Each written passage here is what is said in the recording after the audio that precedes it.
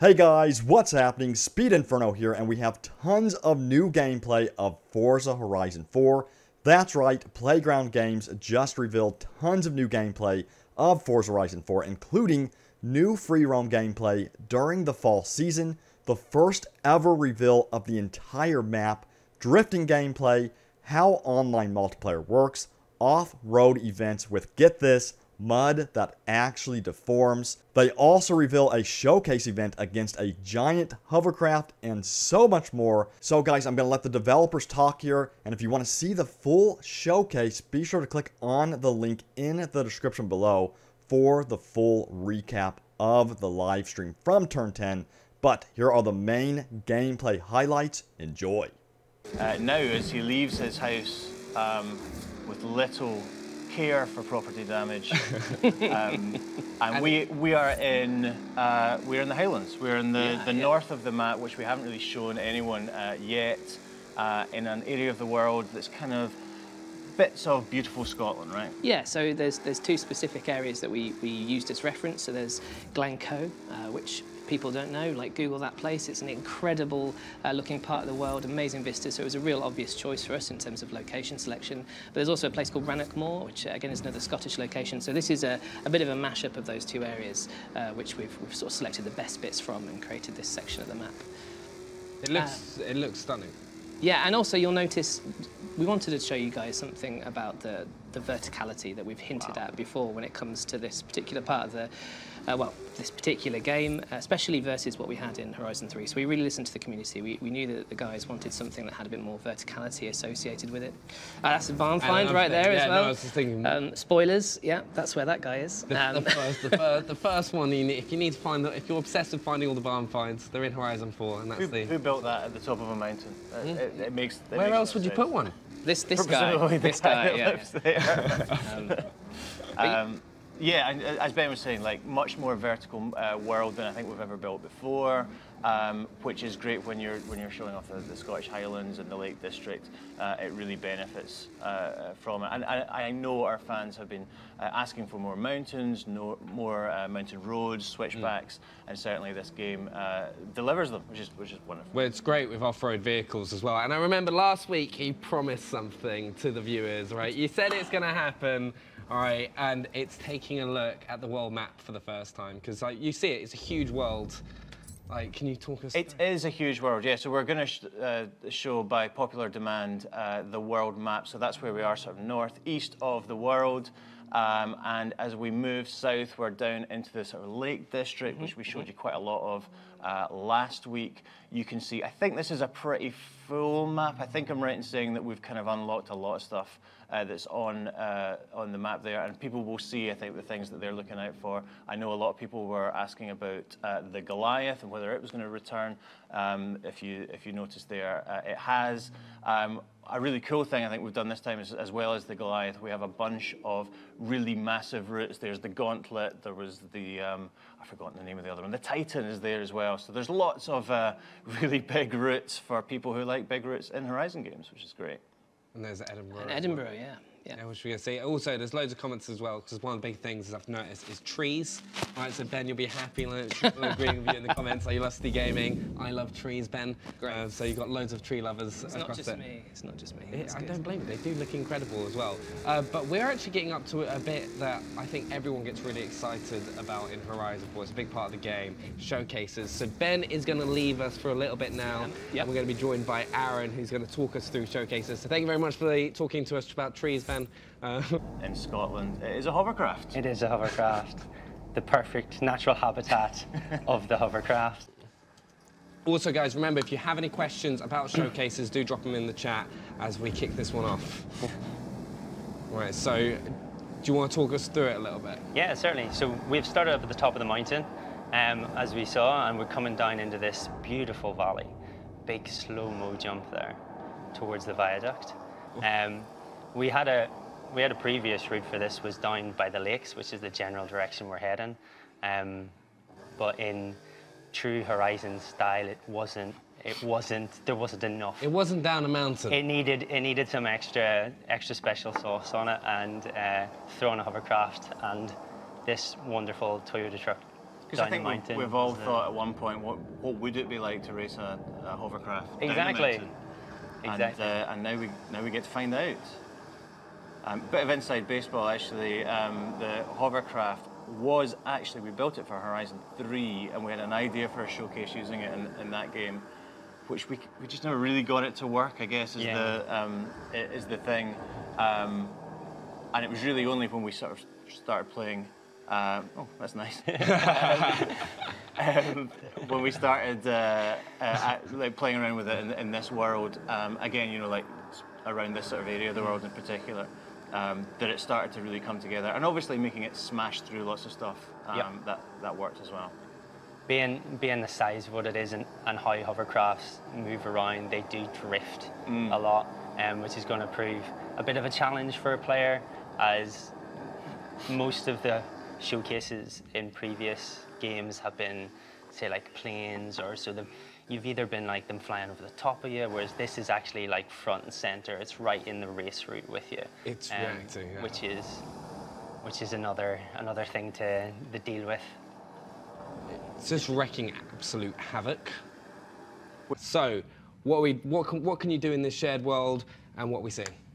Yeah, so right now we can see the guys are connected to a shared world. As I said, these are some of our team upstairs helping us out demo this today.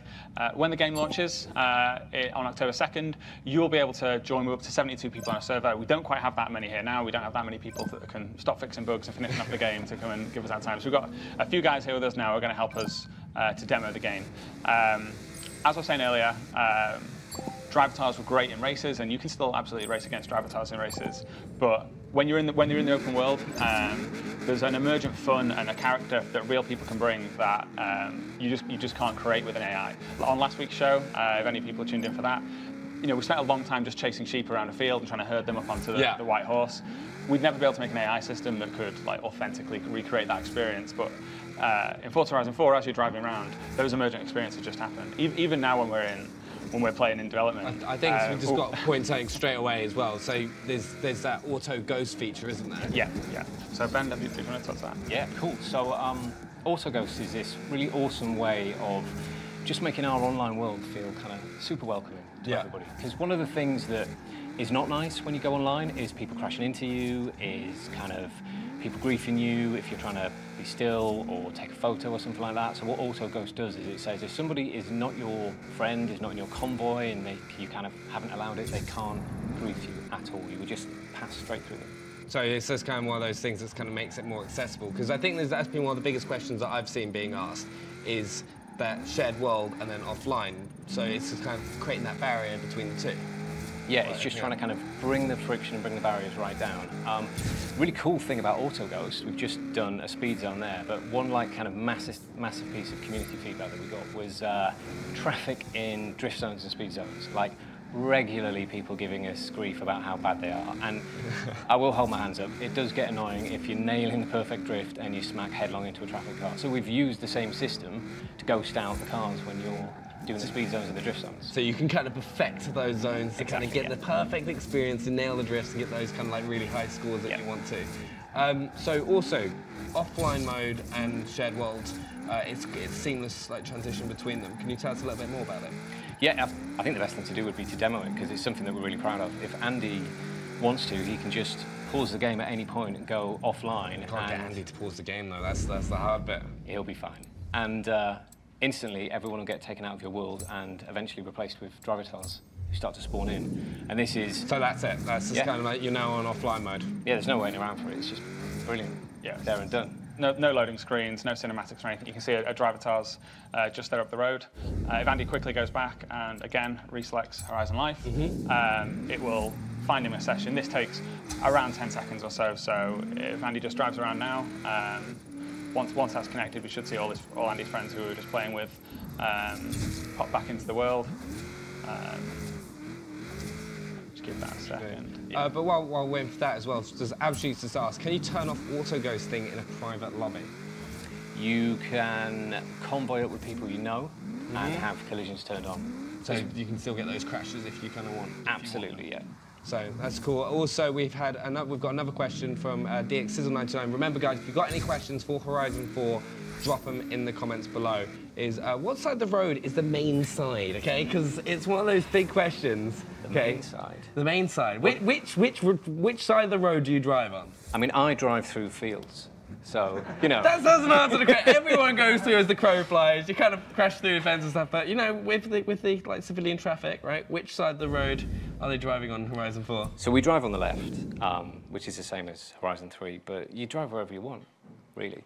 It's things, but So we actually blinked and missed it there because it was so seamless. But whilst Andy was driving on that road, he reconnected into that session. All his friends popped back in. There was no loading screen, no pause, entirely seamless. and now we're into photo mode. Yeah. So Online photo mode. So how does that work? So it just works like it does offline. You go into photo mode, everything that you can see stops. You see all these cars here, which you might ordinarily have drive avatars in free roam or in a race, if you think back to Horizon 3. Yeah. Now this is all the people you're playing with. Obviously, in their game, they're probably donating round or they might have driven off, but you had the perfect opportunity and you wanted to take a picture. So you go to photo mode and there you go. And if someone else is in photo mode, is there a way that you can tell, or is it just kind of, so are they just going to let it ghost out so you can see if someone's in photo mode? I don't know Yeah. if it's- yeah. In So, fact, I think everything gets communicated. There we go. So, Matthew upstairs has helped us out. His car now ghosts out, so we know he's not going to interfere with us. And a little bubble pops up above his gamer tag to tell us that he's in photo mode. We've also keep getting these little chat messages, because I think one of the biggest barriers with online gaming is not everyone wants to go on, have to put a microphone on, and you've kind of worked on implementing a system. What is that in Horizon 4? So this is another one of those cool things that we're trying to make online as seamless and as easy as possible. So Forzathon is it's a guaranteed piece of gameplay. Kind of, there's 3 flavors of it now. Every hour, every day, every week. It's one of the main reasons that I kept going back into Horizon 3, kind of week after week. And we've taken it and we've massively expanded it. We're going to show Forzathon Live here, which is a brand new piece of Forzathon. And as I said, it's every hour, so Forzathon Live is the hourly system. And this is another one of those ways that we're making online really easy and really fun. So what happens here is every hour the server says, for anybody who wants to take part in this, get over here, you get the little message, you can set a route there, and a kind of radius appears on the map. Yep. And anyone who turns up gets grouped together, and they immediately then compete to do a kind of cooperative challenge with 3 stages. We'll look at that in a little bit more detail when it starts, but if I go into the kind of rest of Forzathon, so we've got daily challenges, which are like the ones you remember from Horizon 3, so kind of bite-sized, simple things like earn 3 stars on a speed trap, or earn 100,000 points in a drift zone, right? Really simple ways that we just kind of reward you for coming back to the game that day and give you a reward for it. And then the weekly ones where you can think of it like a car story. So we get you to get into a particular really cool car. Maybe it's a car that's been in films, or it's something that's kind of brand new and everybody's loving it. And then we give you a bunch of challenges and we'll extend the gameplay out there kind of half an hour plus. This is the hourly stuff that we're heading towards at the minute. It looks amazing though. I just love how you've just kind of got this whole crew of players just kind of rushing towards the Forzathon zone. It is a real spectacle, and something that was just on screen there a second ago is not only do you have the radius on the map and the message saying go over and get there, but we've managed to squeeze the blimp that just sits above it while it starts, so you know exactly where to go. And the blimp will follow you around the world as you do the challenges. So it's like the viewing platform, isn't it? You've always got that kind of visual indication of where you need to be as well. So it's every single hour. What kind of because we're gonna see him in a few seconds as well. What kind of challenges and races can you expect to have within a Forzathon? So Forzathon will give you a lot of the really cool open world stuff. So you'll be doing things like speed cameras, drift zones. We'll put radius, a radius on the map where you'll be banking skills, doing particular kind of certain types of skills. Like you'll see loads of people drifting around roundabouts. Yeah. Also, like so with these Forzathon live events, what are players going to be able to earn by doing them? So I'll let Mike get into that one. Yeah, so all of the Forzathon things you just mentioned, so the daily, weekly, and Forzathon Live, all pay out in Forzathon points, which is a new currency you can only get from Forzathon. And that is spent in the Forza shop, which is every week as the season changes. There's Forza shop and it's restocked with fresh content. A lot of that stuff is the stuff that you might otherwise only be able to get in wheel spin, so you only have a random chance of getting. But if you can wait for it to come in the Forza shop, then you can choose specifically, oh, great, it's that legendary car I've been waiting for, perfect opportunity for me to jump on and get that. And it's there's always that thing as well, because there's a daily challenges, weekly challenges, these things that happen every hour. You are constrained a little bit on how many points you can get, so you're never quite sure whether I should drop them all this week on that car because the one I really want might be next week. So there's always that nice like risk and reward element. I can see myself just like on for like 18 hours straight, just like hitting every Forza live for like because there is the total points that you can earn by kind of hitting all those Forza. You can just imagine just sitting there just like for hours and hours and hours, just kind of making sure I'm hitting every single one. And there's different stages to Forza-thons, aren't there? It's not so. How are they going to work once? Because we're about to get into it in a minute. But just before we get into that, how many stages and what's the progress like within a Forza-thon live? So the stages within a Forza live, there's 3, and they kind of increase in difficulty. Basically, everybody in the group gets 15 minutes, and you get given your first objective. And then if you manage to complete that, you'll qualify for stage 2, and so on and so forth, all the way to stage 3. It works brilliantly when there's loads and loads of people because you can smash through it, get all the way to the end of stage 3, and everybody gets the same reward regardless of kind of how good you are. Yeah. But if there's only a couple of people, maybe you just happen to be playing with your friend and you were the only people who jumped in, you still get the full 15 minutes to get through as far as you can. It's also just a few comments as well, because remember guys, get involved in the comments, ask your questions about Horizon 4, anything to do with Forza-thon as well, which we can answer right now. But there's like, there's a few things like, that blimp is a nice touch, gotta say. It is a nice touch. Yeah, I would say thanks it's for getting that there, I agree. And then that little announcer as well, just kind of coming in, and boom. All right, so we're off. So can you kind of talk us through the first event? So this is stage 1. You've just seen it on the screen there. It says get to the speed zone. And as I said, these are cooperative challenges. So everybody is now racing towards a speed zone that's been marked on the map. You can see at the bottom of the screen there, it says 0 miles an hour. This is really cool. Andy has demonstrated online rewind there. So much like, as we said earlier, online photo mode, it just works. Rewind it's been a staple feature of the Forza franchise for a while, and Andy, by nearly stacking it into that wall, has ably demonstrated that it's totally still there in the game. Yeah, so of course everyone else keeps going forward. You basically reverse your mistake, and then you're able to apply a bit more brake and catch yourself. That's really cool. It's kind of like showing that auto ghost feature again as well. It's kind of that thing where you just kind of see the cars that you would normally collide with just like seamlessly just kind of disappear. So progress bar. So we're in the speed zone now. Yeah. So how can you kind of gauge your progress? So when you're in the speed zone here, you can see that that's your current attempt that you're doing. You'll get to the end of the speed zone and you'll bank that, and you'll bank that into the group target. So you'll see that the UI appears and it will fill up showing the group progress. It shows what you just added to it. When that then fills up, you've essentially completed the stage that you're on. So it's got this kind of really nice, fun feeling that everybody's chipping away at this like overall target. And when somebody does something really awesome, you'll suddenly see it like there, like shoot up a kind of huge amount. I think I really like how it's a co-op feature, as well as like you mentioned earlier, with it being that there isn't a leaderboard within the group. It is a group effort to complete this. Yes. So that's something we were really conscious of, because often when you're playing like an online game for the first time, you're not very good. The last thing you want to do is have somebody basically saying, I'm carrying you, get out. It's not very nice. So there's no leaderboard, there's no kind of mention of individual scores. It's just completely purely co-op. So you're just kind of nailing it to kind of all get the best reward possible together. There's a few other questions just while we're moving on to the second challenge as well. Alex Games asks, have you put an area of off-road in the game? Please respond, because I love off-road. That is coming up later in the stream, which we will see once we've finished Forza-thon, which is cool. And also, Josh Miller asks, are there ambient sounds in the background? Absolutely, yeah. So our audio guys have done incredible work having full audio soundscapes for every season. So each region of the map in every season's got a unique soundscape. So the countryside sounds different in winter to it does in autumn to it does in spring. You'll have completely different things. So then if you move to Edinburgh, then they'll have a completely different soundscape again, which again changes based on the seasons. I think Edinburgh even has like the cannons going off, doesn't it? The ceremonial cannons. Yeah, I mean it goes beyond that. So I have been informed we've got regional birdsong.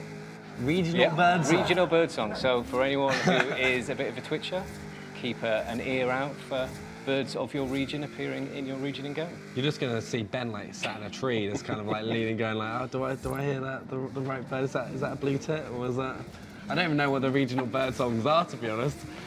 Also, Texas asks us motorways. We are going to be having a look at those later in this very stream. Any point now in the game, players are able to just pause the game and change their car, and have it delivered to them right there in the world. This was a feature that we actually had in Horizon 3. It was a little hidden away, and we also charged the player in-game currency to do it. Now you can just pause a game, select your car, and it'll be delivered to you free, like super fast, like you saw, which is great for things like Forza Horizon Live, where the type of challenge is changing all the time. Yeah. So obviously we had speed challenges at the start there, and now we've got a skills one where I can tell Andy's conscious that he's going to end up flipping his other car, so he's gone for something that's a bit more planted. He's this thing. He's risen to the challenge. Yeah. Right. I'm just going to see what the chat are thinking. Are they feeling confident in Andy, or are they kind of like feeling a bit as if he's going to crash? I think he'll miss the jump. Right. That is the big part of this. Well, we might miss the jump. He's taking it safe, so he's going for the smash everything kind of in a skill chain. The group is actually doing this really quickly as well. What other kind of like tips and tricks would you kind of like offer players, like give players to kind of do as well in these Forza Horizon Live challenges? So I would say, in terms of skill chains, key point is to not let it bank, which Andy just got away with there, because the higher you get your multiplier, the bigger it will be, and you want to bank that massive skill chain at the end. So as you see, there are actually some players who've got some really big chains that they've been banking, but you don't want to be banking lots of little skill chains kind of frequently. You want to try and hold on to a huge one and get your combo all the way. Prof. Toby. All the way. Prof. Toby, this PhD, has said, in Andy we trust. Right. That guy's got a PhD, so he knows what he's talking about. Yeah. He is pulling this together. How much? So what's the total? Is it $1 million for the group progress, or is it just kind of that? Oh, someone's banked a big one. Yeah, so that was someone holding on to a huge chain. I think it'll be about $1.5 million for this one. Andy's doing pretty well with that chain as well. He's not banked it. If there's a few more players holding on to big chains like that, this could be over pretty quickly, which is a pretty good time as well. Like as a group, they've managed to do it in around 8 minutes, right, for the whole 15-minute challenge. Yeah, that is not bad going. Yeah. These guys are pretty good at the game. They've definitely played it before. Have they? They probably haven't made it or anything. Right, there we go. So that is the Forza Horizon Live event, which is like they happen every hour, all week round, every season. Every season, every hour on the hour, and it's completely synced worldwide as well. So like when you see it on your server, every player in the entire world will see that Forza Horizon Live fires at the same time as well, and it'll be the same Forza Horizon Live for everyone. Also, Timmy the Kid has just came in and asked, what area of Britain is it set in or inspired by? Which particular part? I'm guessing the region that we're in, based on the question. So the region that we're in, do you know where? Yeah, this is kind of inspired by like rural South Edinburgh kind of countryside. I also think we need to now do cross country, right, which is that particular section. And we are now getting to the mud tracks. Here you go, yeah. This is it. So you'll start to see all the other players tearing the place up and really starting to, make it turn into a mud fest. Just look at that, sink into that mud. So can you talk us through a little bit about this area? Sure, yeah. So this is inspired from a real life off-road adventure park, which a couple of the guys, including Andy actually, had the displeasure of having to visit in real life and drive their cars around and have a bit of fun in, so that we could get all the reference and make sure it was all represented as accurately as possible. And it's translated really well. It's definitely one of the most fun areas in the game, I think, to play those playground arena type game modes like Infected and King. As well as being a real cool looking place as well, especially at night. Obviously we're in the day, but we've actually set the whole place up with lots of really cool festival touches, so you get lots of neon lighting that really sort of punctuates. So if it gets dark in time, because we don't have control of the weather, like real life, we don't have control of day or night. Crackless has said, was I right? Thanks about the motorway. we think so, right? I believe you were right. I do think so. Yeah. The mud looks incredible. Like, what kind of work's gone into kind of getting it so it's just like this? So yeah, so we actually did a massive overhaul on the way we were representing variable levels of moisture in the world. It's something that's really important, obviously, to represent each of those seasons, and that obviously plays a big part of it in Britain. So yeah, so there's a system that analyses the whole world for different dips and divots and finds out where water would collect and which surfaces it would collect. Shall we go into the event as well to Sure. kind of like try out the, like see it in action in the event? Because I think we can have some fun, right, towards the end of the stream. Guys, keep your questions coming in as well. T-Deck said that Deformation looks so good. Nice work. So, like, it is absolutely mind-blowing, though, like, kind of the level of detail and how much the world changes from season to season, because if you went there in summer, what would that be like? Yeah, so all the mud in summer obviously gets really compact and hard, so it's a very different experience, and you're able to, well, you're not able to throw the car around maybe quite as easily as you would when everything's a little bit wetter and a little bit slicker. Right, so which event are we going into? I missed the event. We are going to go into a race around the 4x4 park. Right, should we see if we do a little like lap challenge? See Andy set a time, and then the Bens can go at it to see who can get the fastest lap. Oh, don't do that. He'll win. But don't have confidence in yourself. You are the tree man, right? It's not, I know the mud. Yeah. Wait, this just reminded me. Yeah. Soil. Right. Don't make me talk about soil, Helen. Right, this is the level of detail there is in this game. It like blew my mind. Like you can tell the differences of quality of soil based on. Yeah, so like before we go down that rabbit hole, we do, like I said, we have like a piece of tech that finds out where water would be pooling in the world. So we sort of use that to translate to how much moisture would be in the ground and how healthy a tree might be. So a tree that is around a more moist area of the world might hold on to its greens for longer. So it'll be more green in autumn and less sort of like those autumnal colours starting to come through. So it's a nice little detail that we threw. Nice little change. Yeah. And Mr. True Man says, can confirm Britain is muddy. Oh yeah, that's true. That is true. That is definitely true. And mud is fun. Mud, turns out. Well, it depends. Like if you're in a big 4x4, it's going to be a lot of fun. Yeah. If you get stuck in some wellies, not so much. Oh, I see. I think that is quite fun on a level. But yeah, you're right. In a 4x4, it's more fun. It's more fun. Yeah. Branko says never been an off-road guy, but the mud looks awesome. I think that's the thing. You can go more into this is the different styles of driving that you get in Horizon 4. Yeah, so we've put loads and loads of work into the kind of like road, asphalt-based driving versus the kind of off-road stuff. So trophy trucks like this are even more effective at just driving in a ridiculous speed across uneven terrain in a straight line as fast as possible. The suspension work, you can see the wheels through the bodywork there at the back, just soaking up everything. Should we take a look at a different view? Andy, should we have a look at Cockpit View so we can kind of see the mud? See? So this is because I was talking about how good he was at the games. Yeah, and then suddenly we asked for a cockpit change. And this is why I did it. It's all over the place. Yeah, so you can just see how much kind of the car is soaking up all the terrain. But then take this onto the road and, you know, it starts to kind of understeer a bit, it's got a bit less grip, whereas a hypercar on the road is absolutely perfect. And maybe they weren't as affected, hypercars going off-road kind of in the past, but now in Horizon 4 we've really started to like push it a bit, so the differences between the